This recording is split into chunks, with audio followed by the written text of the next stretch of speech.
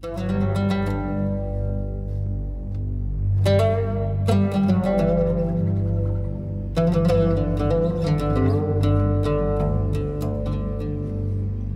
dans l'aperçu du couche par couche du psaume 8. La phrase qui est ton nom est majestueux est une façon de se souvenir de ce psaume. Ce psaume s'ouvre et se ferme par ce mot, et à la fin de ce psaume, notre compréhension de la majesté de Dieu aura probablement changé. Ce psaume peut être divisé en 4 sections principales. Après la superscription, il y a d'abord l'introduction aux versets 2 et 3. Ici, David réfléchit sur la gloire des cieux et sur la force des enfants malgré leur petitesse. Puis au verset 4 et 5, il pose une question. Quand je regarde tes cieux dans leur immensité, c'est quoi l'homme petit qu'il est? Ensuite, il propose une réponse en 2 parties à cette question dans les versets 6 à 9. Il est couronné d'honneur et de majesté, et le Seigneur a mis toutes choses sous ses pieds. Et pour finir, le verset 10 conclut ce psaume en répétant « Que ton nom est majestueux ». Examinons maintenant chaque section de ce psaume l'une après l'autre. Le verset premier est la superscription de ce psaume. Pour le chef des chœurs, sur les Gittites, psaume de David. Tout indique que c'est David qui a écrit ce psaume, comme nous le verrons dans la vidéo sur les questions exégétiques consacrées uniquement aux superscriptions. La superscription nous invite à lire le psaume dans la perspective des vies de David, que nous découvrirons dans le premier et deuxième livre de Samuel. Un passage de Samuel est particulièrement important pour comprendre psaume 8. Dans 2 Samuel chapitre 7, Dieu conclut une alliance avec David et lui promet la dynastie qui ne s'éteindra jamais. David répond en disant « Qui suis-je, Seigneur éternel, et c'est quoi ma famille pour que tu m'aies amené jusqu'ici? Et pourtant, c'était une petite chose à tes yeux, Seigneur éternel, et tu as aussi parlé de ma famille dans un futur lointain. Et ceci est une instruction pour l'humanité. » Ce passage peut se rapporter au psaume 8 pour 2 raisons. Premièrement, le contenu et les tons de 2 Samuel chapitre 7 sont similaires à ceux du psaume 8. Dans les 2 passages, David est surpris que Dieu ait choisi quelqu'un d'aussi petit pour devenir un si grand souverain. Deuxièmement, dans 2 Samuel chapitre 7, David indique que ce que Dieu a dit au sujet de son royaume affectera le monde entier. Il dit « Ceci est une instruction, non seulement pour Israël, mais pour toute l'humanité. » Il semble comprendre que le projet de Dieu d'établir un royaume avec David et ses héritiers était un modèle de royaume pour tout le peuple. Il sera important de garder ces contextes à l'esprit. Dieu choisit quelqu'un de petit pour devenir un grand souverain. Et Dieu a des projets pour le monde entier en tête, même lorsqu'il travaille avec une seule famille. Les versets 2 et 3 constituent l'introduction de ce psaume et nous indiquent le thème principal de ce psaume. Les cieux les plus glorieux en haut et les créatures les plus faibles sur la terre en bas montrent que le Seigneur est le roi. L'introduction commence ainsi. « Éternel notre Seigneur, que ton nom est majestueux sur toute la terre, toi dont la gloire est conférée aux cieux. » Le Seigneur est décrit comme un grand roi avec gloire et majesté. L'association des terres à la première ligne et des cieux à la seconde nous rappelle que son royaume n'est pas limité à un endroit ou à un autre. Cela peut sous-entendre que les psalmistes se souviennent de l'histoire de la création de Genèse 1 lorsque Dieu créa les cieux et la terre. Dans l'ancienne conception de l'univers, les cieux et la terre désignaient l'ensemble de la création. Veuillez voir notre vidéo sur les problèmes exégétiques pour comprendre pourquoi l'expression « conférer la gloire à quelqu'un » inclut l'idée de lui donner officiellement l'autorité. Ainsi, Le Seigneur, le roi qui a l'autorité sur tout, donne officiellement une partie de son autorité royale aux cieux afin qu'il puisse régner en tant que ses représentants. Cela nous rappelle Genèse 1 où Dieu crée le soleil pour gouverner le jour, la lune et les étoiles pour gouverner la nuit. De la bouche des nourrissons, tu as fondé une forteresse à cause de tes adversaires pour mettre fin à un ennemi vengeur. Au verset 3, la scène passe des cieux glorieux d'en haut aux bouches des enfants des nourrissons sur la terre en bas. Les nourrissons sont d'excellents exemples de vulnérabilité et de dépendance.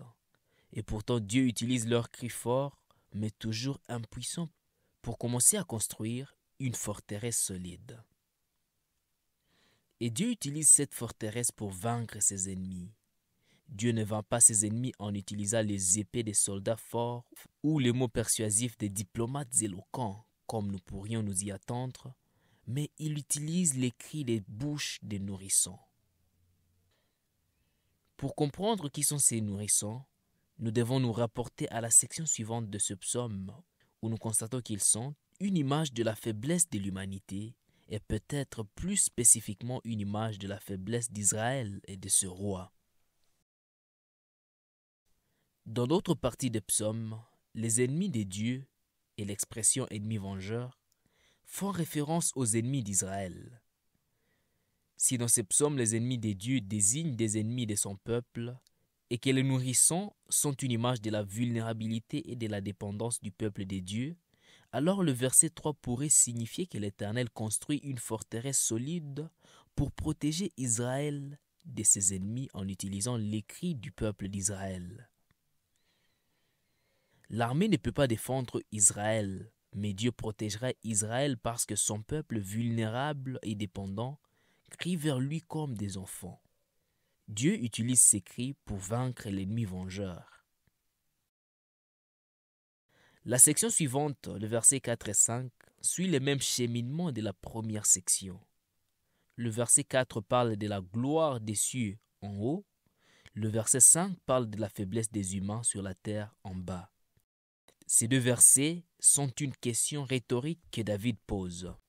David regarde probablement les cieux nocturnes lorsqu'il dit « Quand je vois tes cieux, œuvre que tes doigts ont faite, la lune et les étoiles que tu as établies, c'est quoi l'homme pour que tu le considères ou l'être humain pour que tu veilles sur lui ?» La question « c'est quoi l'homme » est rhétorique et souligne la réponse attendue que les humains ne sont pas du tout importants. En d'autres termes, comparé aux cieux auxquels Dieu a officiellement conféré la gloire et le droit de régner, les humains ne méritent pas l'attention des dieux. Même si la question est rhétorique, dans la section suivante, le verset 6 à 9, David pense à une réponse et nous dit ce qu'est réellement l'homme aux yeux des dieux. Les versets 6 et 7 nous disent que l'homme est couronné d'honneur et de majesté. Ce verset s'élise « Tu as fait en sorte qu'il manque un peu d'être un être céleste, et tu l'as couronné d'honneur et de majesté. Tu l'as fait régner sur ce qui te met en fait. Tu as mis toutes choses sous ses pieds. » Veuillez donc voir notre vidéo sur les problèmes exégétiques pour savoir pourquoi nous comparons ici êtres célestes au lieu des dieux ou des anges. Comparé aux cieux, l'humanité semble insignifiante.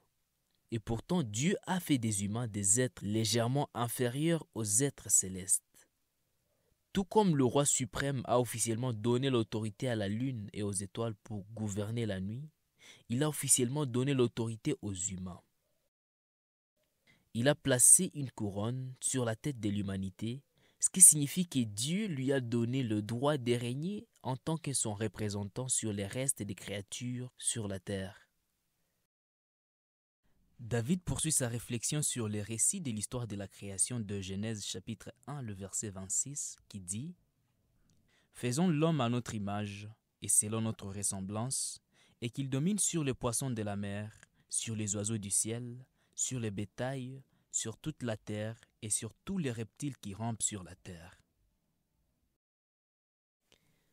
David poursuit sa réponse à la question c'est quoi l'homme dans les 2 versets suivants, 8 et 9. Nous apprenons que Dieu a fait en sorte que tout soit sous les pieds de l'homme. Les moutons, les chèvres et les bovins, tous, et même les animaux sauvages, les oiseaux dans les ciels et les poissons dans la mer, ceux qui parcourent le chemin de la mer. David reprend presque mot pour mot la liste des animaux de Genèse chapitre 1, le verset 26, dans la 4e section du psaume 8. L'ordre de sa liste est un peu différent. Dans psaume 8, David présente peut-être les animaux en fonction de la facilité avec laquelle l'homme les domine. Il commence par les animaux terrestres et domestiques, puis il mentionne les animaux terrestres sauvages et termine par les oiseaux dans les ciels et les poissons dans la mer. La liste des animaux au verset 8 et 9 explique le sens de l'expression « toute chose » du verset 7. Toute chose, c'est-à-dire l'ensemble du règne animal et toute autre chose sur lesquelles Dieu a officiellement donné autorité à l'humanité. Mettre quelque chose ou quelqu'un sous ses pieds est une expression d'autorité et de contrôle. Lorsque les Israélites ont conquis les 5 rois amorites, Josué a ordonné à ses commandants de mettre leurs pieds sur la nuque du roi conquis et il leur a dit « C'est ainsi que l'Éternel traitera tous vos ennemis contre lesquels vous combattez. » Et en regardant Psaume 110, le verset 1, Dieu a dit à son roi « Assieds-toi à ma droite jusqu'à ce que je fasse de tes ennemis ton marchepied. » L'idée de la domination ou d'autorité de Genèse 1 est toujours d'actualité. L'humanité doit dominer sur l'ensemble du monde animal. Le verset 10 nous donne la conclusion. Ce psaume se termine donc comme il a commencé. Éternel notre Dieu, que ton nom est majestueux sur toute la terre. Et pourtant, le même refrain qui a commencé ce psaume prend maintenant un sens tout nouveau. La majesté du Seigneur se révèle sur toute la terre d'une manière surprenante, dans et à travers de faibles humains auxquels Dieu a officiellement donné la gloire et la majesté. La majesté du Seigneur se révèle par des personnes qui sont comme des enfants de bas âge, dont les cris vers leur Créateur et Roi sont utilisés pour mettre fin à tout chaos et à tout désordre. Quel est donc le rapport entre cela et David? Dans un sens, le récit de la création de Genèse 1 signifie la même chose pour David que pour tous les humains.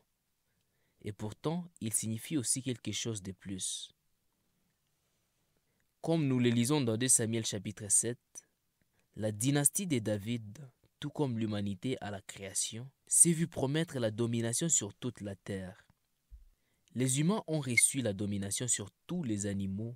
La dynastie de David s'est vue promettre la domination sur toutes les nations, qui dans psaumes sont souvent représentées comme des animaux.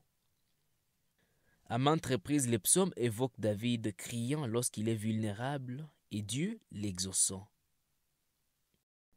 Dans Psaume 2, l'Éternel lui-même dit à son roi « Demande-moi et je te donnerai les nations pour héritage, les extrémités de la terre pour possession. » L'héritier du trône de David n'a qu'à demander, qu'à ouvrir la bouche pour prier, et Dieu vaincra tous ses ennemis.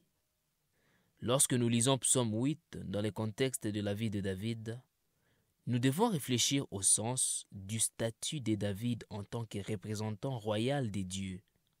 C'est possible que David lui-même ait réfléchi à ces statuts en regardant les cieux étoilés, et c'est ce qui l'a poussé à écrire ce psaume.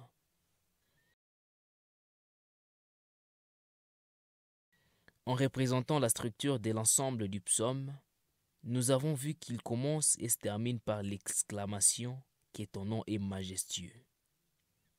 David fait ensuite une introduction décrivant la grandeur de Dieu et la petitesse de l'homme. Puis il pose la question « c'est quoi l'homme ?» dans la section suivante. Il répond à cette question entre le verset 6 et 9 et conclut le psaume par une nouvelle exclamation de la majesté des dieux. Au lieu que chaque section ait sa propre tonalité émotionnelle, 3 émotions peuvent être ressenties de différentes manières dans ce psaume, dans chaque section. Ces 3 émotions se superposent tout au long de ce psaume. Admiration devant la grandeur et la majesté des dieux, insuffisance de notre petitesse humaine, et étonnement que, malgré tout, Dieu ait choisi de conférer sa majesté aux humbles humains que nous sommes. Et maintenant, lisons le texte du psaume 8 dans son ensemble.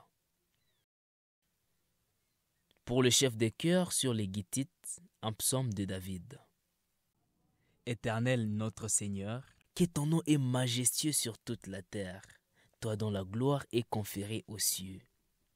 De la bouche des nourrissons, tu as fondé une forteresse à cause de tes adversaires, pour mettre fin à un ennemi vengeur.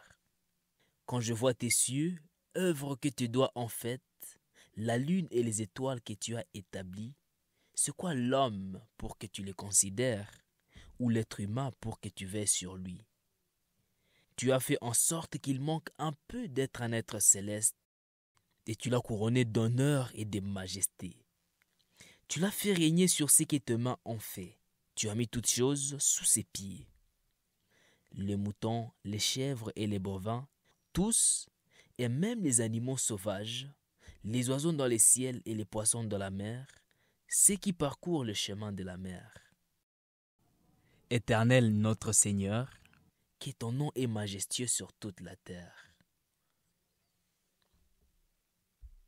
Voilà donc, c'était notre vidéo sur l'aperçu du psaume 8, un psaume que nous avons intitulé « Que ton nom est majestueux ». Notre objectif était de présenter une interprétation unique et cohérente de ce psaume. Notre vidéo sur les problèmes exégétiques présente d'autres points de vue des chercheurs, et nos vidéos sur les caractéristiques ou traits poétiques explorent la nature poétique particulière de ce psaume. Toutes ces vidéos sont offertes gratuitement, et ce, grâce à la générosité de nos donateurs. Veuillez donc visiter notre site psalms.cdbr.org pour en apprendre davantage.